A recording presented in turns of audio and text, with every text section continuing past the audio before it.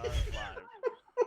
Greetings and welcome to City of Destiny, a part of the Untold Stories project. I have an echo. Let me fix that. All right. You do have an echo. Yep. I had Twitch unmuted because I was watching the replay of the Nether War recap. It was a good time. It was a good time. But back to this show. This is our actual play of the Emerald City Knights Adventure series for Mutants and Masterminds, the world's greatest superhero RPG from Green Ronin Publishing. I say it's our actual play of the Emerald City Knights Adventure Path, but I think less than half of our episodes have actually been devoted to the adventure. But Mutants and Masterminds is a D20-based system which allows players and game masters to create stories featuring all of the greatest heroes of their imagination. I love Mutants and Masterminds for quite a number of reasons. It is flexible enough to handle most shenanigans. It is complex enough to handle more of those shenanigans. And it is simple enough to be easy to play. I also like it because it includes hero points. And hero points let our heroes re-roll a die, take extra actions, recover from a dangerous condition, or use a power stunt to use their abilities in creative ways. Our heroes each start with one of these hero points, and they can get extra points for good role-playing, funny jokes, clever decisions, for me using their complications against them, and by your generosity. That's right, if you subscribe, renew a subscription, or donate bits to the stream, you will generate a hero point that can be given to the player or game master of your choice. We are a small but growing streaming network. All of those follows, subscribes, and the like help keep us visible and growing and paying our bills. Now let's meet our heroes tonight, shall we? Say hello, heroes. Hello. Hello, heroes. Hi. Heroes, let's go ahead and have you introduce yourselves. Tell us your name, who you are playing, something interesting about them, and answer our question of the week. And I'm going to switch things up this week, and we're going to indulge in a round of 2 truths and a lie for your character. Chat, I would love to have you go ahead and chime in with your guesses about which is the lie for our heroes. And, since he didn't actually have to game master last night, I'm going to put Alex in the hot seat and start with him. Hi, everybody. I'm Alex. And first, I'd like to say thank you to the Deuce for subscribing again for 5 months.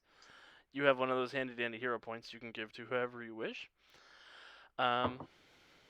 Yeah, and I'm playing Ethan tonight, who is a ferrokinetic college kid, also known as Crucible, also known as the Goose Anger Management Counselor of Magnetism.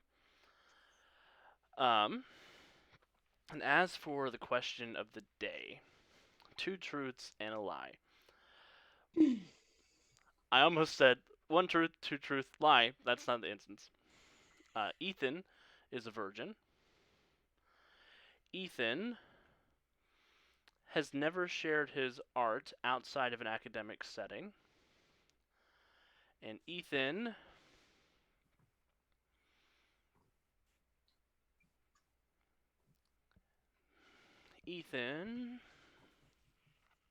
Supposed to write these down.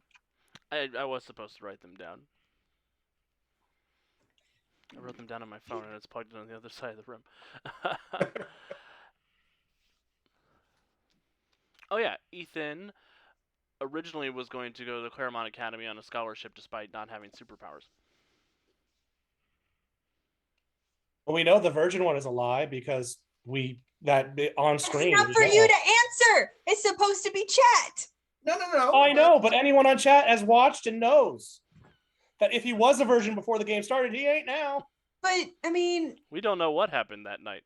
Yeah, I thought no one remembered exactly what happened that night. You just woke up in a bed. I know which one I think is a lie. I know which one is a lie. Based on on-screen things.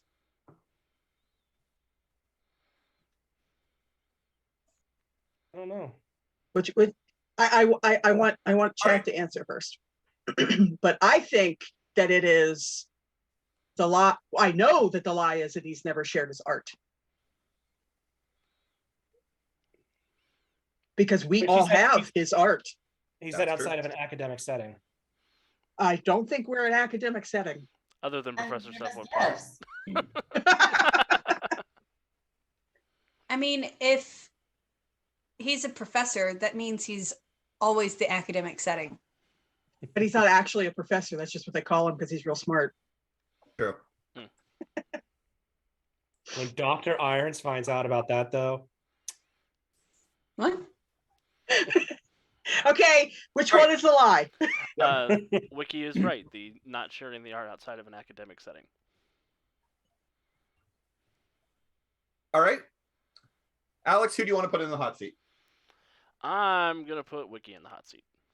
No, of course you are. Hi, I'm Wiki. I play Professor Cephalopod, who we have just established is not actually a professor.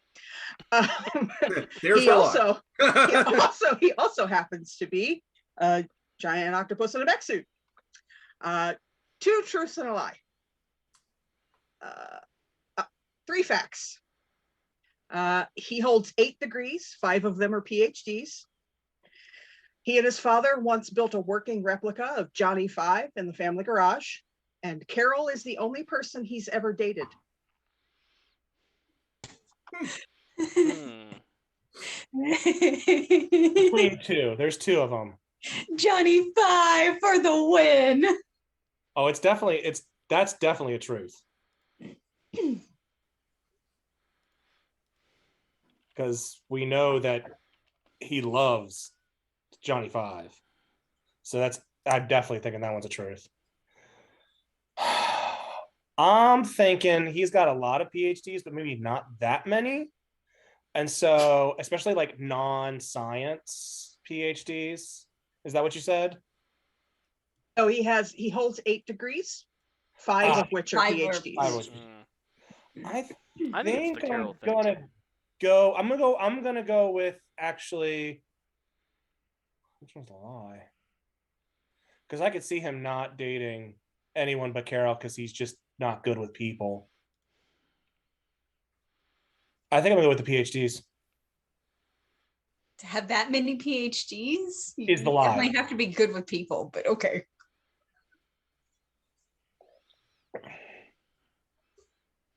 So what do you think, Joe? What do you think the lie is? I like what the Deuce had to say. I think it's Johnny 5 because He never grew had up in a a garage. city and so didn't have a garage. That's technicality, but I'm good at this game, is what I'm saying. I think it's the Carol thing.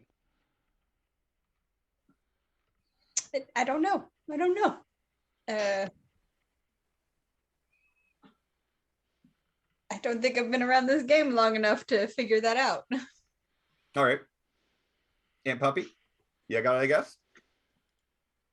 No, I got nothing. She's like, I'm not listening. no, because I'm still I trying think to think of mine. So I think it is also the Carol thing, but Wiki? The Deuce is correct. He's not correct as to why, but he never built a replica of Johnny 5. Okay. He does hold 8 degrees, 5 of them are PhDs, and Carol was the only person he ever dated. See, I just figured that looking like Giancarlo Esposito, there was no way he only ever dated Carol. But Nope. The man is oblivious. The octopus is oblivious. I don't know. well, he was a man at that point. Yeah. Oh, Who's you're in the a hot seat? man octopus. I think we'll go down to the forest. Oh, Joe? It's me. The Forest of Joe. The forest of Joe. Okay. I'm Joe. I play Dr. Carol Irons, the angry, cranky realm traveler at this point, here to just knock some sense into people, whether literally or metaphorically. 2 truths both? and a lie. Let's see. Cyrus was her first love. Her favorite food is peanut butter, and her favorite drink is Jack and Dr. Pepper.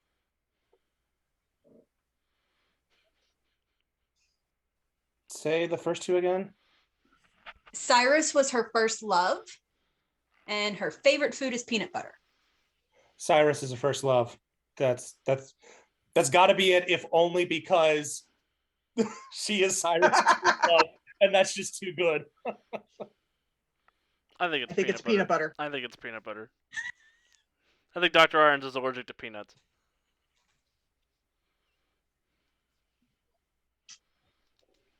Well, hype man for the Cuban Street Gang. It's like she despises peanut butter, but she's not allergic to it. okay. It's the texture. It's the like that's just like the thick. No. Food It's like doesn't sand. glue your mouth shut. It's no. Deuce, I hate you. We love you, the Deuce. It gets everywhere. Yep. Dry and it gets everywhere. All right. Now who gets the uncomfortable microphone on them? Wait, no, where? No, that way? You're pointing down. Yeah, I There- know. no, It's like, other way. Other You were way. pointing in the right direction the first time. Shoot. Point to your right. Man, I am not good with this mirror thing happening between the Zoom and the. Okay, Aunt Puppy is who I'm trying to point to. I'm sorry. What? Ooh. Aunt Puppy, you're up. Oh, okay. And So puppy I'm Aunt killing Puppy. method. I'm Aunt Puppy. I play Keone. She's an excellent listener. That's the There's lie.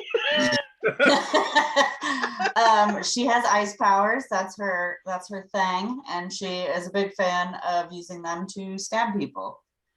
So 2 truths and a lie. She has never seen a Star Wars movie. She absolutely and unabashedly adores her parents.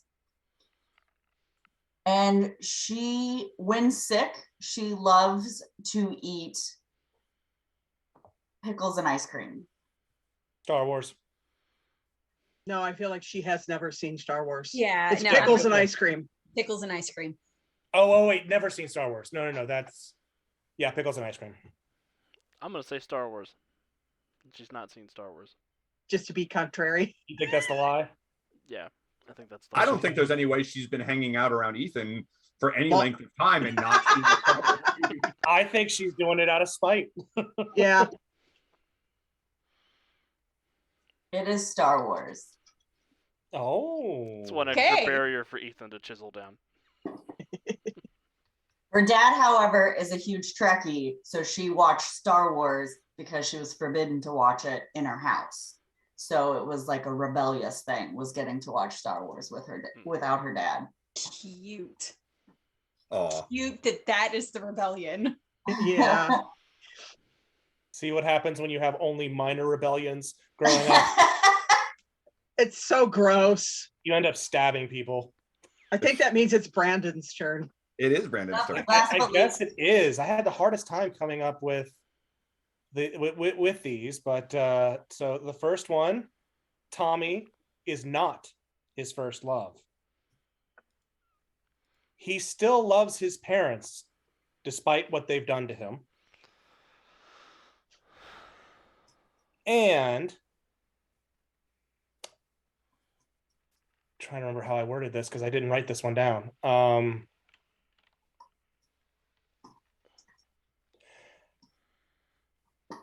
He does not feel remorse for robbing banks. Hmm. Whatever the middle one was. Yeah, I really don't think. Mm-mm. I mean, Mm-mm. Still loves his definitely parents. has feelings towards his parents, but I think that it is the Tommy one because I think Tommy is very much his first love. oh, Wording means everything in this Yeah. game, y'all. I'm positive Yeah. that he does not feel remorse for robbing banks because you should. Oh, Oh, yeah. money's insured. 100%. yeah, no. Why? Yeah, fuck him. I think it's the Tommy one. It is the Tommy one. Okay. I told you y'all I'm good at this game. To be fair, I decided which one was the lie just now. I do have a bonus. I do have a bonus factoid. Oh, Okay. that if we were playing this game in real time, today would be Steph's birthday. Yeah. Oh, Aw. The Ides of March? He was born on the Ides of March. Yes. Does he I have a love knife that. fetish? No, he doesn't. But he should. knows someone who does. Sure does. An ice knife fetish. All right. Well, that was a fun little diversion. So, when last we saw our heroes, when last we saw our heroes, they were dealing with a prison break. It took a rather significant amount of work, and our heroes were perhaps less than fully successful in stopping the prison break. But they did manage to save the lives of most of the guards, and they certainly kept all of the non-powered villains from escaping. And they did keep a few of the powered villains from escaping as well. After the prison break, our heroes interrogated the prisoners who they did stop. They learned that Foe was behind the prison break. And in interrogation, they managed to set Cannon up so that the big brain is ready to destroy him. They managed to make a personal connection with Captain Oblivion, whose real name is Morris. And they got quite a lot of information out of Trinity, who was more than happy to sing like a canary in return for being transferred away from Emerald City and put into protection. And then our heroes were about to return to the Emerald Tower to perhaps do a little bit more research. And someone has a date to get ready for. oh.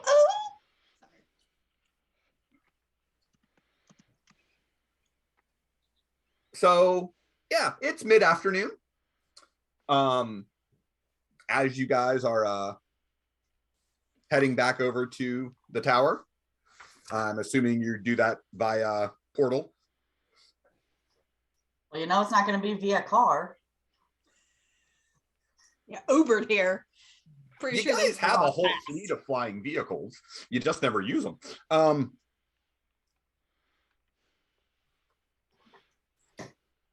When you get there, Roberta tells you that there is a message waiting for you from Mars. But it's kind of up to you guys what you want to do. What does this message from Mars say? Oh, I'll be happy to play that for you.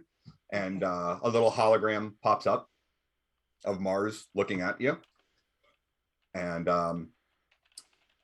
he is, wherever the camera that was recording him is, he's not looking at it because he's clearly distracted by something else, because he's like bending over looking at something and not looking at the camera. The hologram. How does his butt look? Huh? Does he have a good butt? He's not. It's not turned away. You're only seeing him from the profile up, but he has a very good butt for a man his age.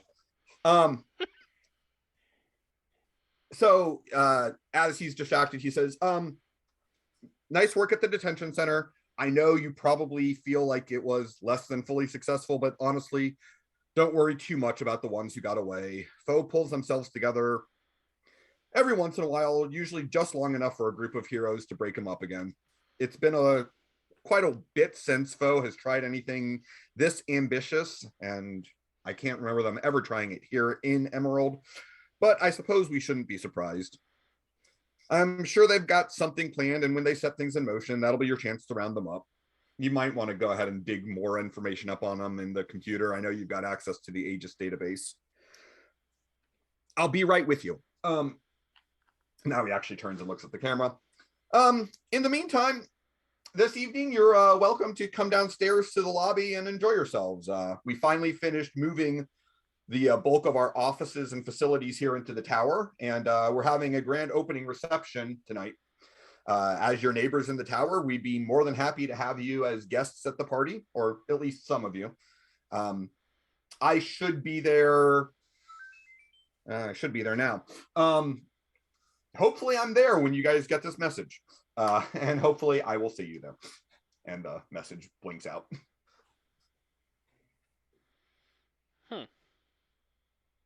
Wait, there's a party here? What did he mean about some of us?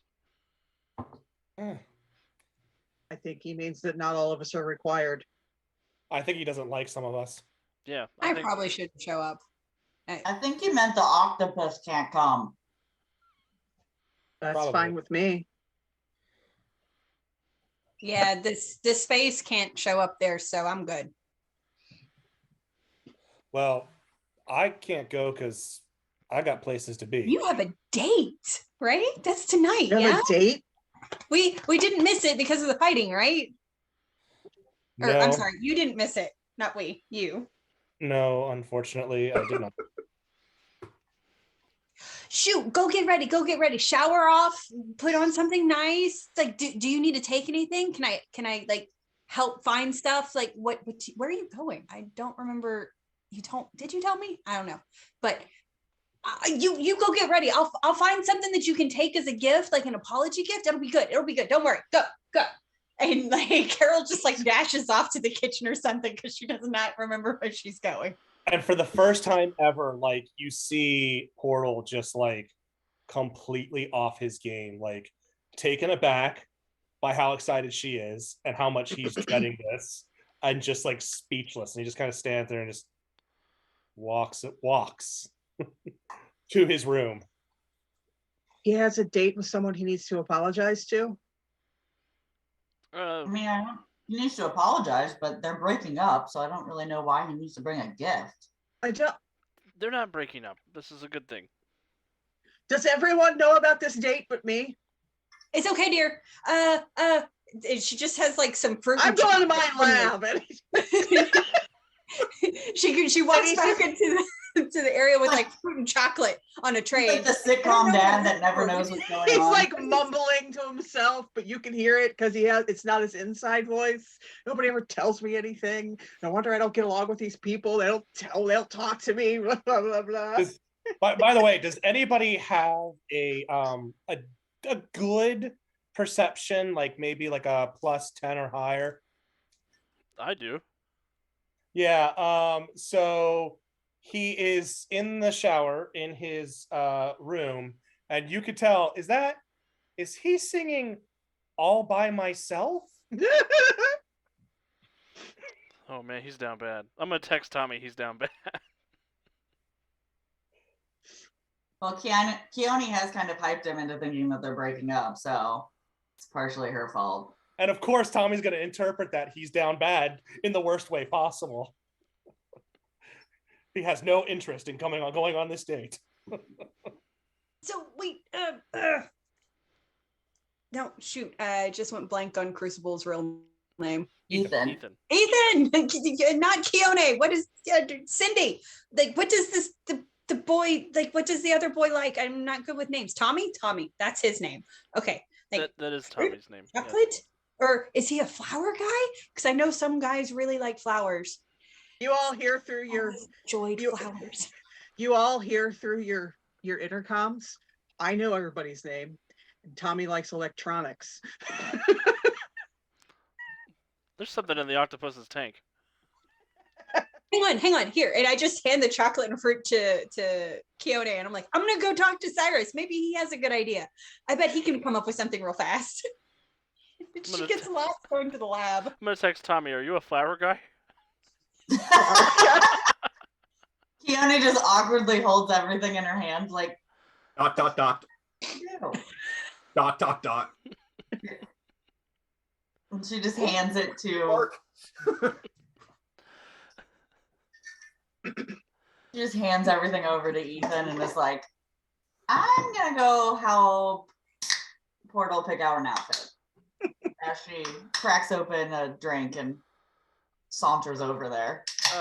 Don't leave without me, but I'll go downstairs and make an appearance, I guess, at the party. Do you want me to come too? I mean, if you want to, and you don't think Portal needs help getting dressed. I mean, I'm pretty sure I can dress a dude pretty quick. You've seen some of the things Portal wears, right? Yeah, hence why it should be easy. Okay. I'll wait here, and we'll go down together. Are we supposed to do this in costume, I presume? I'm going in costume because I have a secret identity. I mean, he didn't specify, but So there's it's every. Keone. Yeah, I was gonna say it's a safe assumption. Ethan, as you're leaving, the song has changed. It's now "My Heart Will Go On." Oh no! How did he even get a penny whistle in there? You don't want to know where he stored it. So Keone is just like rifling through Portal's things, just trying to find something dapper, but not super low key. Slutty, You slutty, obviously slutty, break- slutty, shiny, slutty, shiny, yeah, slutty. like obviously, like if you're anticipating going for a breakup, you want to look fabulous when you leave, but you also, in case something good happens, you also want to look fabulous. So I mean, it's like, it's a very Oh fine yes, yes, Deuce. Glitter, glitter everywhere. Oh yeah, I'm just covered in it. Just covered. It is the herpes of arts and crafts. Yes. So if anyone's ever seen the movie Clueless, Yes. the scene where the girls are doing the outfit changing, that's kind of what Keone and Portal are doing. Yes. And that's kind of what Portal looks like. It's not so much the fish out of water, but just yeah. And Keone turns the song to "I'm a Supermodel." He perks up a little bit to that. One of my favorite movies. So All right, so eventually Peter is no longer able to delay and has to admit that, look, I'm dressed well enough to go and meet Tommy for his dinner date. it's black Well, skinny jeans. No. We Black got skinny no, jeans no, with no, a no, no. velvet jacket. No. Yes. Portal ended up going subdued, casual, but in that like perfectly lined up way that's like super, like he's got some nice pressed khakis, a white button down shirt that's kind of cuffed a little bit. He's got a vest, and he's even got a tie. His hair is styled perfectly, and his shoes, I think we're gonna go with Converse. High tops or the anklets? I think I high think top. that's the word you want to use for those shoes. I think they're just So high he tops. looks kind of, it's like he looks different from the way he normally dresses, but it's still aspects of him in there. Okay. This is toned down Portal. This is like Portal interpreted through Tim Gunn. Okay. All right. Carol comes stumbling out of like another door, and she's confused because she's like, I don't know how the library got me here, but fine. And she hands over like this like modern minimalist robotic flower bouquet thing. Was like, here, this should work. Oh, don't you just look amazing? You clean up so well. You should do this more often, but you're a little rigid. Like, let's loosen this tie a little bit, undo this top button, and just, there we go. Yeah. Oh, Mom. you're gonna be good. You're gonna be good. Just, I hope he likes that. We put it together really fast, so it's a little derpy, but it's fine. It will spin on its own if you press this button, and like the flowers just whirl around and bloom and then go back to like buds. Okay. We'll have fun. Thanks. Where did you find that? Cyrus and I made it. It's fun. All right. I'm good. Okay, I'll leave you alone. Go I'll leave you now. alone. If that thing turns into an Iron Man suit, I'm walking out. If that thing turns into an Iron Man suit, Portal is walking out. Oops. Don't spin the rose. This That isn't makes gonna. it sound like This Mecha isn't gonna- Tuxedo Mask. This isn't gonna kill him, is it? Because I think that's sending the No. wrong message. Huh? No. Okay. Didn't have time to put anything deadly in it. Why would I do that? I want this to go well. Anyways, go have fun. You're on mute. There you go. I know. I like that it was, I didn't have time to put it in there. Not, I would never put it in there, just that she didn't quite have time to do that. It's very specific. Yeah. What's that phrase? The specifically specific denial. Yeah. There's not a death ray in this, is there? No, not a death ray.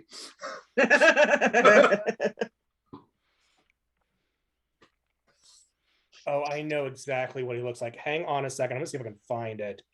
Way back when, I want to say it was like season 3 of Project Runway. There was the challenge where they had to design an outfit for one of the other contestants, and one of them had this like pink vest with like black pants. It looked spectacular, and that's totally what he's wearing. All right. So So- I'll see if I can find it. We will catch back up with Peter and Tommy in a few. But first, what is Seth doing while the others are considering going to the reception and or getting ready for a date? But the first thing he did was set his computers. This was the first thing he did when he got back into the tower, was set his computers in his lab to search for more information on the escapees and also to check up on the investigation. Okay. Since we all remember now that we're supposed to be doing that. And while his computers are doing that, he's actually putting the finishing up Tommy's special gift Okay. that no one knows about but me. Well, we all know about it out of I character. mean that nobody knows about but him. Okay. He probably hasn't even thought to tell Carol about it yet. She just came dashing into the lab being like, I have to make a flower arrangement. It has to be mechanical. Yep. This. Okay. Yeah. Does it work? Fine. Okay. Science is crazy. 2 of his arms in the back were like, no, hold this. Nope, put that there. Do you want to go ahead and give me an investigation check to see what you can dig up on the escapees, the ringleaders, any of that? Sure. Is there an assist function in this system? There is. Haha, I assist. So if you, all right, so Carol, go ahead and also make a investigate check. As long as you get a 10 or higher, you will add 2 to Oh, no. Cyrus's success.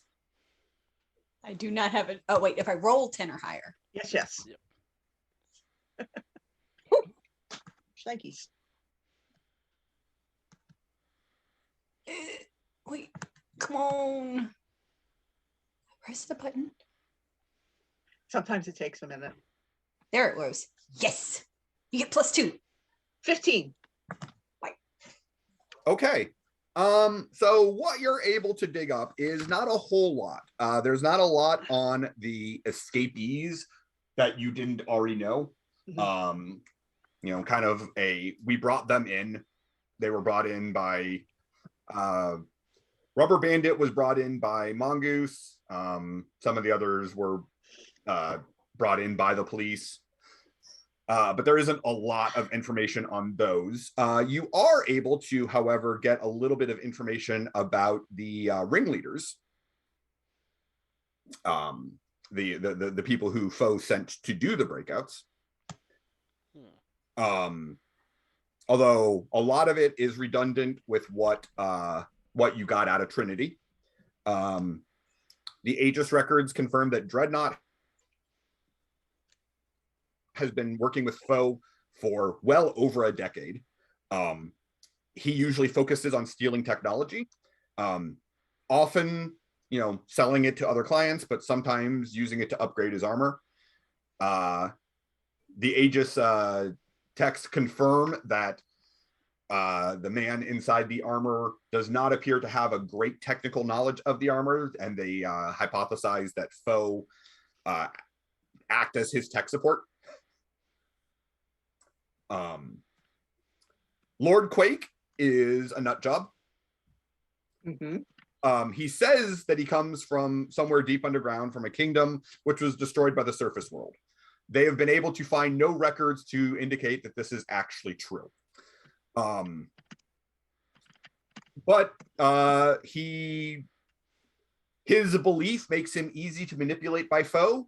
And other people have also used him to, basically use him as muscle in ways that, it's like, no, we're here. You're advancing your aims, but people are using him. He's not very bright.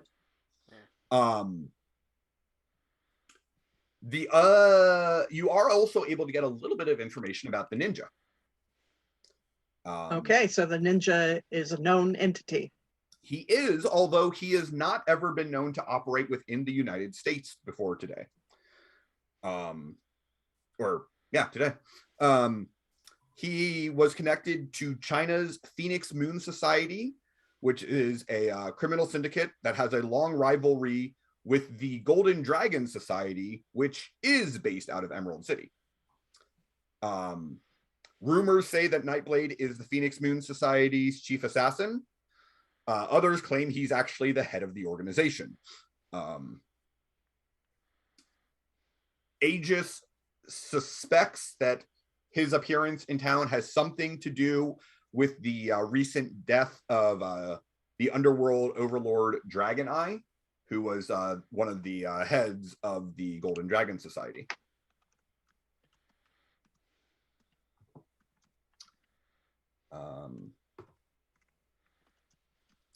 Other than that, the only other things you're able to get is basically the same stuff that Trinity told you, although they will confirm, your research confirms that what she was telling you does not appear to have been bullshit. Mhm. It was a truth, not a lie. It was a truth, not a lie. Yes. Or if it was a lie, Aegis believes the same lies. While I'm in there, when I'm reading over Dreadnought's info, I will attach an addendum to that. Okay. To include all of the schematics and other information I got when I hacked into his suit. Okay. So that Aegis has that as well. Sounds good. Very useful. And then I will write on my to-do list, update suit firewall. I'm going to give you a hero point for that clever bit of thinking. All right. So Seth is running search routines and building a super suit. Who's heading down to the party? Ethan and Keone.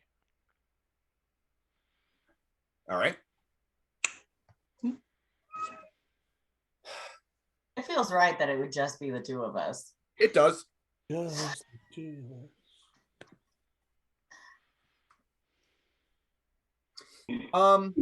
So how do you guys make your entrance? I mean, fabulously.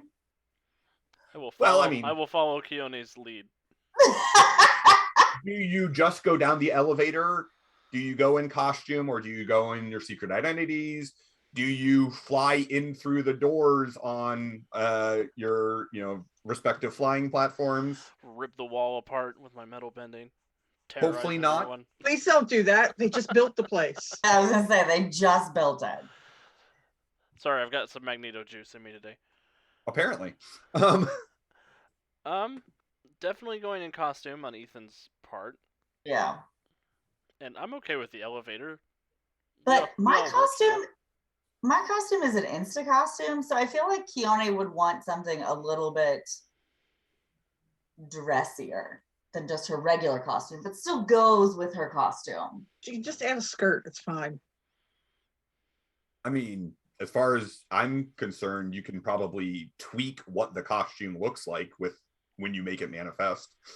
Yeah, so she adds like a long like skirt portion over the back and tall boots and a crown, because of course she does. Of course she does.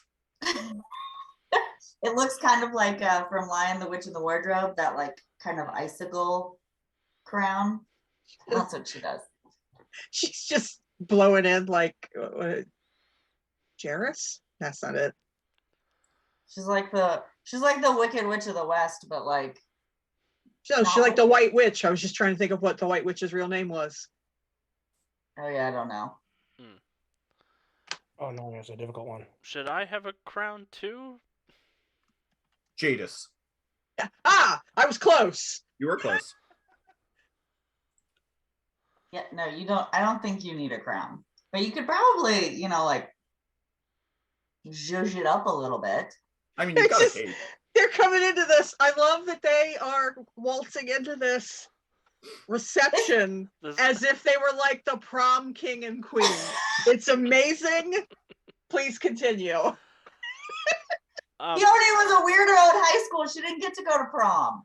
Oh, Well, I should have made that. I hate to break it to her. She's still a weirdo now. That's true. Aww. That's true. I guess I'll use my metal control to stretch the metal plates on my armor to make it more full body. And maybe just have a couple of spikes come out of the top of my welding mask. Like horns. Yes. All right. Thor helmet-esque. Okay, that's a Okay. little better. Yeah, I can dig that. All right. And we come down the elevator. We don't fly in. We already look pretty fabulous. We don't need to add any more attention to ourselves. Sure. Yeah, you really don't. It's also worth pointing out that, the elevator is the elevator that you guys come down only goes up to your floors of the tower. So it them is kind of opening- like we're making an entrance. Yeah. Exactly. You could probably make it mist, like a fog machine, with your powers. Oh my god. Ooh. Could you bring in the lights so that they come at us like spotlights? Yeah, I could do that. Oh my god. Assuming they're metal fixtures. I'll look up at the lights of the elevator. Isn't there metal inside the light bulb itself? Please don't break the lights. all right. Okay, I we'll mean, fix that's definitely that. going to give a creepy vibe to their entrance if he does. Yeah. Oh, it'd be like magical, like the lights burst and then like smoke comes out and then we just walk out. All right, I'll prepare Yeah. to break the light bulbs when the door opens. No. All right. So, elevator takes you guys down. You use your powers to subtly enhance the effect of the elevator doors opening. So, a cold fog blows out of the doors as they open, and the lights pivot to focus on you guys. And the lobby just erupts in almost a thunderous applause. Looking around, you can see that most of the people are probably Mars Tech employees. This is more of an internal function than a open to the public. But Mars Tech, employs several thousand people. Wow. So, I mean, not all of them in Emerald City, but there are hundreds of people here in the lobby. I would imagine that Mars Tech is one of the 3 biggest employers in the city. Definitely top 5.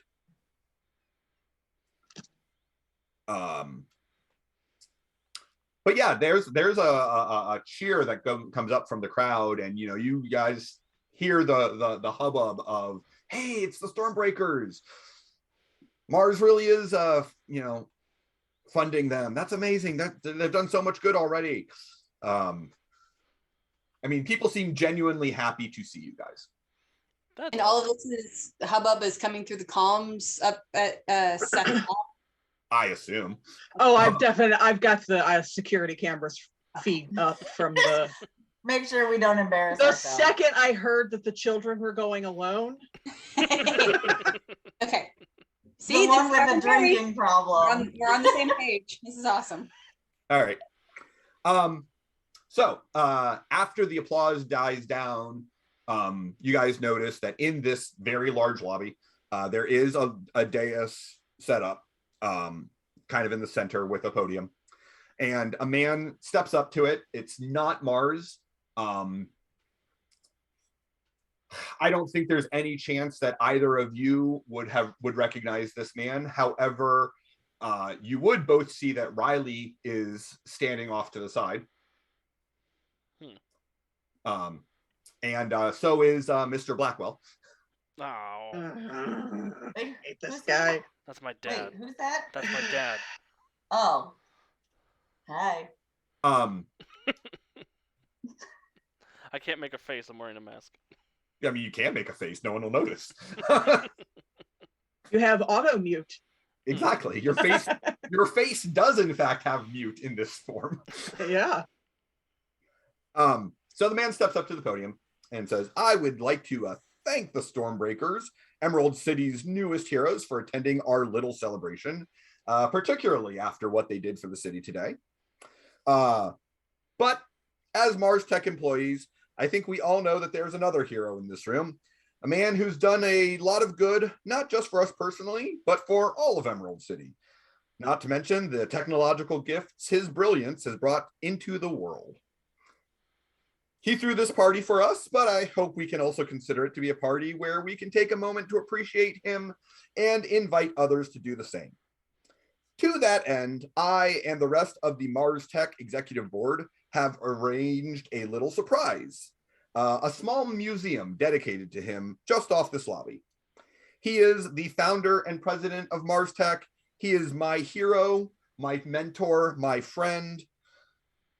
Ladies and gentlemen, Maximilian Mars. And the employees all, like people who were sitting stand up to start applauding. People are raising glasses of, little flutes of champagne. I'm glad everyone. What? I was saying, I'm glad I'm up in the lab.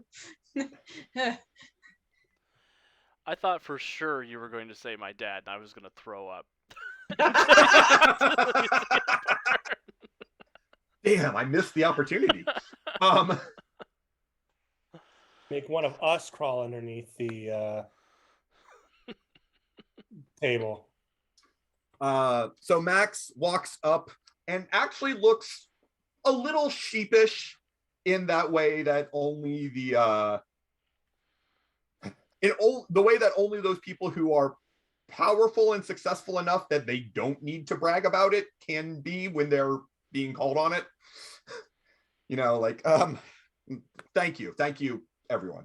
I see that they've called the museum the Maximilian Mars story, which is a little embarrassing because the truth is that the story of Mars Tech is the story of all of you. Yes, I may have been the founder and many of the inventions started with me, but there are more brilliant, more dedicated, more hardworking people in this room than you could gather in any other single place. I will not keep you from your well-earned celebration for very long, other than to say that if you do insist on embarrassing me by going through and looking at the museum, my story is a prologue to the one that we will build together here in the tower. My past is the past, and in time, what will be important is the Mars Tech legacy, and that is all of you. Everyone in this room is an important part of the legacy of this company. So I thank you for all of the work that you've done and all the work that you will do in the years to come. At this point, a jazz band swings into song and the party just really kicks off. This lobby is, it's the same size as one floor of your base for the most part. So it's quite large. It is glass walled and it is packed with close to 1,000 employees dancing to the music, eating hors d'oeuvres that you get a feeling the average plate would cost in the hundreds of dollars at any restaurant. Did you say jazz band? I did. Uh-oh. Is it live? Yeah, there's a band. I'm so very sorry, one, that I'm not there to make an ass of myself, and two, that apparently I'm not there to see Professor Seth make an ass of himself. Seth will turn to Carol and go, I think we should make an appearance. Oh, I'm missing that. I mean, I need something else. That mongoose rat thing kind of tore up my nice suit. Oh yeah, here. And he'll like tweak the image inducer. You're fine. Okay. Yeah. All right, let's do this. All right. So you guys will be free to hobnob for a bit before they come downstairs. You will see that Mars is immediately whisked into conversation, but you can also see that he is definitely trying to stay on the periphery of the event and seems to be more interested in talking with the people he's talking to are not the people wearing the fanciest suits and nicest dresses. It seems like he's more interested in talking with his employees than with the the upper executives. Yeah, my dad sucks, dude. Funny you should say that, because I'm pretty certain that Seth gave that inducer to Dr. Irons just so that he could hope that she would walk around naked all the time. Right. Seth for those of you who are watching the replay and not seeing the chat, because otherwise that makes no sense. Yeah. Fair enough. Alex put into the chat. Yeah. Ethan's new theory is that Seth is a regular naked man who uses the image inducer to look like an octopus in a mech suit. My bad. I would like to add that he has this theory, despite the fact that Seth has crawled on his person. That is true. Maybe Seth has a condition. I mean while separated from the suit. Yeah. So I mean, he might be assuming all kinds of things about cephalopod anatomy at this point. He definitely is. All right. So while we're dealing with that craziness, before the Irons Dillons make their appearance, technically it was something rubbery and sticky full of nanites. It could have been a remote controlled octopus. Except that you saw it appear when you threw it, and it was definitely an octopus. And I said, "That's my brain. Please stop." I don't think he's ever heard of Occam's razor. No, Ethan definitely has not. No, I stick with Bic. Peter, yes. How do you arrive to your date? Sadly. Sullenly. Do you portal there or portal nearby and walk? Do you take an Uber? Do you fly a sky cycle? No, it definitely doesn't fly. I'm trying to decide. It is. Yeah, he's gonna go ahead and just portal over there. Kind of the edge of the building, because not in front of the door, but just he'll walk and appear at the front. It's, how can I explain this? My words are not working today. So the front of the building, but the edge of it, so that he's just kind of almost as if he's coming in from the parking lot. Okay. Well, and also, I mean, you've never been here, so you kind of have to portal into the right direction and then kind of try to orient yourself to be like, all right, this is the the address is 4712 and I'm in the 3800s. So probably need to go about another quarter mile that way. Flip. Exactly. Now where am I? Yep. Okay. It is worth noting, because I've mentioned before that your team communication devices do have a kind of a basic GPS to where your other team members are. Tommy's appears to still be in the tower. He does not have his communicator with him. Okay. Of course, Portal's first instinct is, I guess, is he going to stand me up? All right, so you arrive to the restaurant. It is a small, not tiny, but a smaller restaurant. It is looks like it is a family-owned Chinese restaurant. You guys, we're in December, and you guys are in the Pacific Northwest, so it's fairly chilly at night. Most people are wearing overcoats or coats in addition to whatever regular clothes they would be wearing for the day. There's definitely a chill in the air, and it is already getting dark, but it's not yet pitch black. And when you get there, you see that the place probably has about 20 tables. And it looks like 7 of them are occupied right now. There's, 2 different couples there on dates. There's a family. There's an older man sitting at a table by himself, sipping tea. And Tommy is there. He's wearing what looks like a really very nice suit. He stands up as you come in and kind of looks at you expectantly. You're welcome to make an insight check if you want. Sure.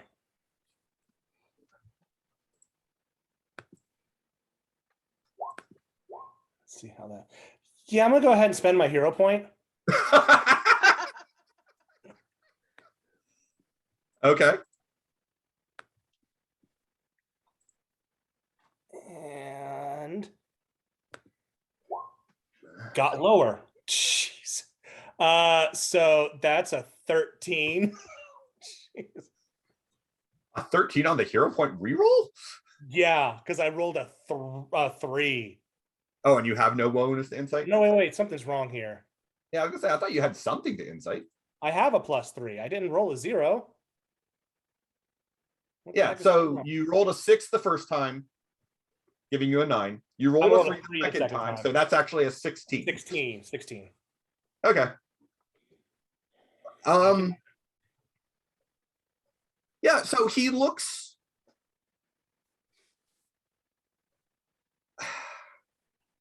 hopeful but worried. He's hoping that when he lets me down that I'm not going to make a scene. I'm going to kind of walk up to him with like substantially less confidence than I usually have. It'd be probably about the level of the confidence that Brandon typically has. And just be like, I got you something. Oh, thanks. Just sorry for disappearing for a week. I mean, and he lowers his voice just low enough so that, it isn't, not that the place is, not that people are listening in, but it is a fairly quiet restaurant. So it's not impossible to make out other people's conversations. So he lowers his voice and he's just like, I know what you do for a living. You don't have to worry about lowering your voice. I don't have a secret identity. Right, I know, but I mean, yeah, no, I know. I understand disappearing for a week. That's one of the fun, air quote, fun parts of dating a superhero, I guess. And you know, Ethan told me.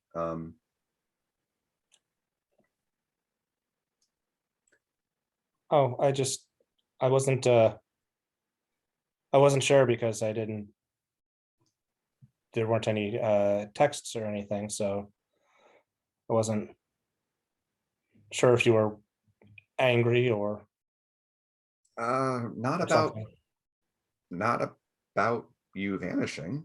I mean, I guess I kind of still wanted to talk about what happened at Oz. You mean that fight with Bulwark's granddaughter? No, but before that, when you know I got there and you were with someone. I wasn't with anyone. It was just Ethan and Keone and me. We're just having fun and waiting for you to show up. I mean, you kind of had your okay. So, I've never done this.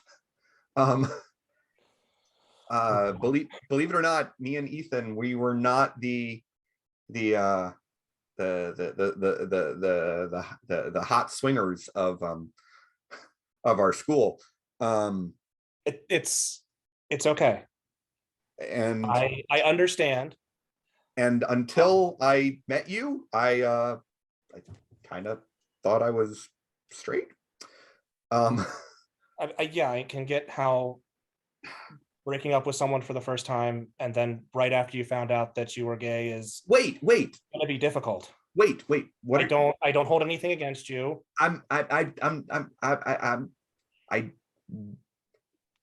You want to break up with me? I mean, no. Okay, well, that wasn't what I was planning on. Wait, you're not breaking up with me? I don't think so. um, Oh, okay. I just wanted. I mean, like I said, I've never. No, it's not that I've never broken up with anyone.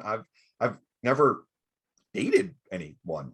And I mean, clearly, I mean, you have, and more than dated. Maybe not as many as you would think, but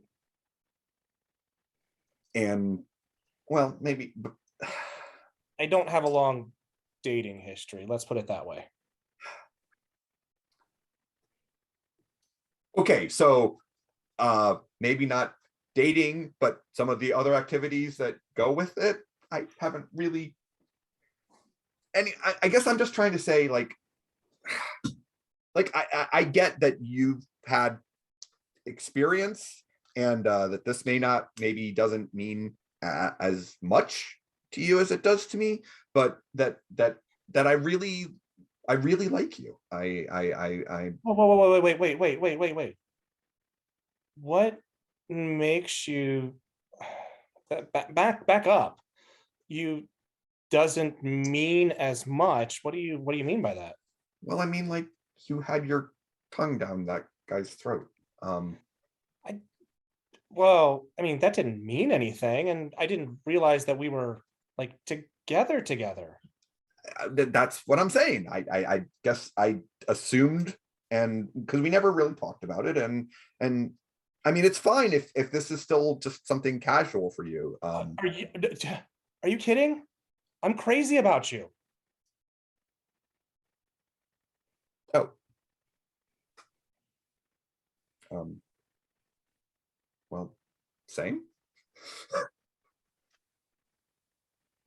I mean, I know you got mad about it, but I tried to run into a super villain fight to protect you.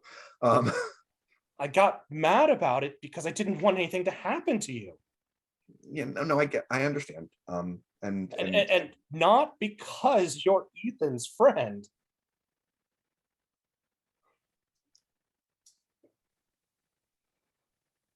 Okay. Well then, I mean, I okay.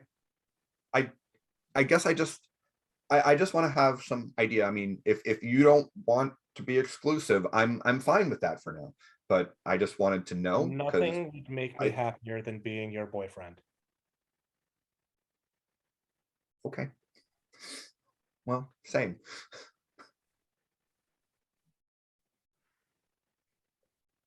Okay. Joe, your face is not on mute.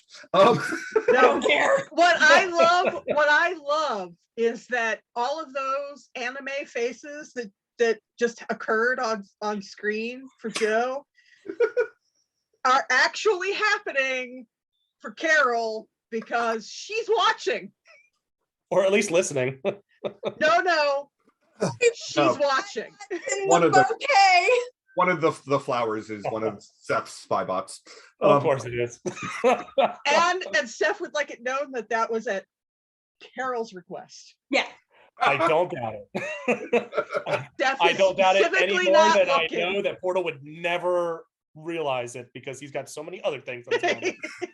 Yeah, I feel like Carol would have asked for it, but Seth would be like, dude, that's a really good idea. And like he does it anyways, and then he's like watching over her shoulder, and whenever she looks, he's like, no, I wasn't.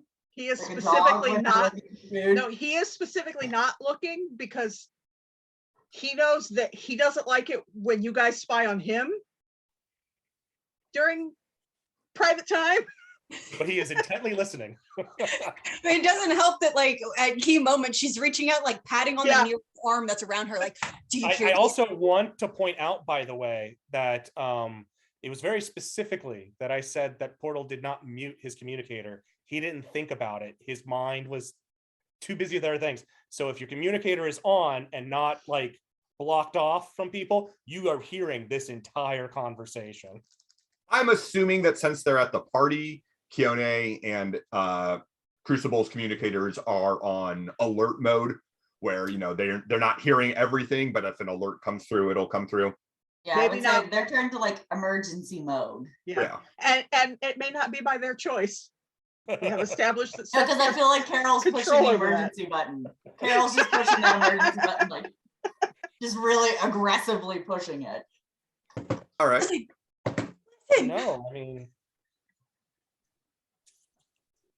yeah, I mean, that's exactly what I wanted. I mean, like I said, I didn't realize that till that night at Joy's, but same. I didn't know how you felt, so I didn't want to put myself out there too. I was preparing for you to lose interest and go somewhere else. That's why I was. I mean, Peter, you're kind of the most fascinating guy I've ever met, and that has nothing to do with your superpowers. Thanks. I don't know what to say to that. How about we eat? My parents used to bring me here. It's where my dad asked my mom out on their first date.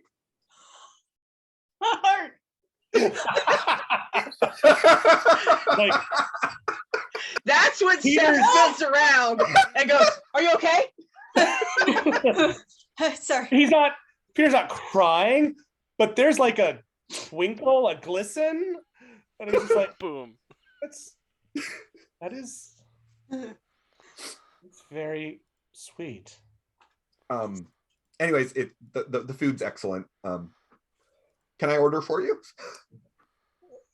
Sure. I mean, you know what's good here. So at that point, there's a little old Chinese lady who comes by. Looks like she's probably about 70. Like 403. Because Chinese women tend to not age until suddenly they're ancient. Yeah, so she looks about 403. Right. And Tommy looks at the menu briefly and then starts speaking to her. I assume that Peter does not speak Chinese of any variety. And his mouth, like his jaw drops when he sees that he does. But so he talks to her. Clearly it is not just ordering some food. There's like, you can tell that she's asking about him and does, fawning over him, like, oh, I used to see you growing up, and who is this young man with you? And you're getting the gist of it, even though you can't understand the language. And, when he responds, then she just beams and she reaches over and pinches your cheek. Ow. And she switches back to English and just goes, he seems like a very nice boy.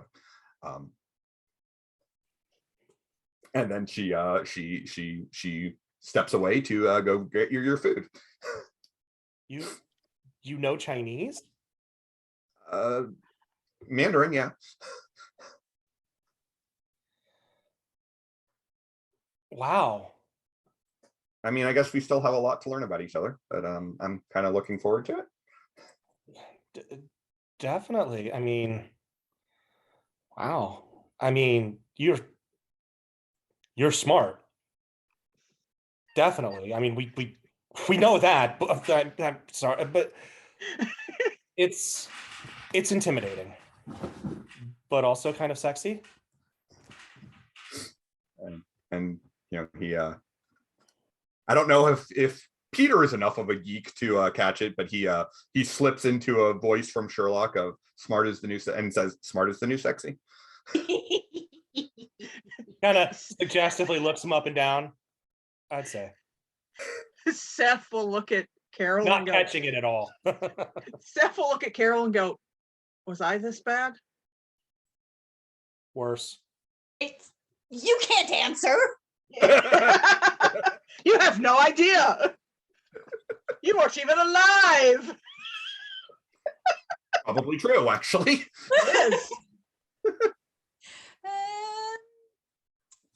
It's always endearing. Okay. And that's the moment. That's the moment when the jazz band starts playing and he's like, we should go. All right. I'm gonna say it's only 8:15, but I feel like this is a nice, pleasant place to go ahead and take our break for tonight. So Because we not need a heartbroken. pleasant place? huh? Because we're gonna need the pleasant place? I have no idea what you're talking about. Uh-huh. We're having fun. Uh-huh. We're just having a nice, fun evening.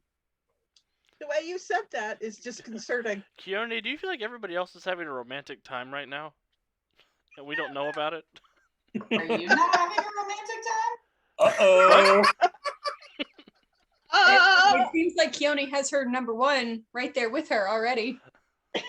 That alcohol. Arctic Fox is in the room? What? They're so cute with their big old giant ears. They are. Oh, actually, before we go to break, Ethan, would you give me a perception check? Oh no. Oh no. Oh Let me go ahead and open my character sheet. Why is your character sheet not open? Because we haven't shit. needed it.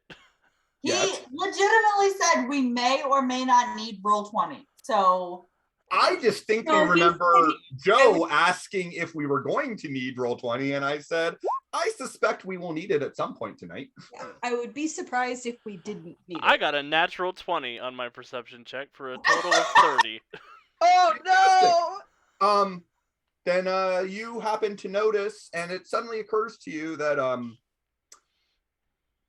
Raina's mom works for Mars Tech.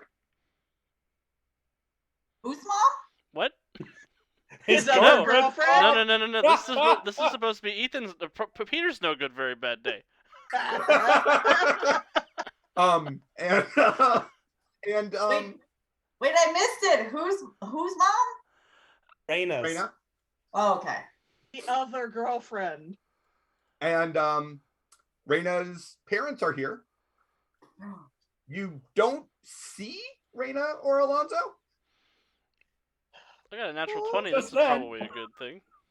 Probably. Oh no! Considering we know who Alonzo is, really. Yeah. Well, Ethan knows who Alonzo is. metatextually, we know. Yeah, I was gonna say we the out of character we. It's the royal we. The out of character we. But her parents are definitely here. Of course, they don't recognize Crucible, but I would hope not, since I hope they can't see his face. right, exactly. But, you sure see them. He's drinking his sangrias through a straw through the mask. So I imagine he morphs a little hole that he can drink through. Like it's just a little. Looks like a gimp mask, but it's Oh. a welding mask. Oh, we are having a romantic moment. Okay, cool. Can we go to break All right, now? we're going to break. let's go to break, and we will see you guys on the other side. We'll leave you with that image, that lovely image. Disturbed.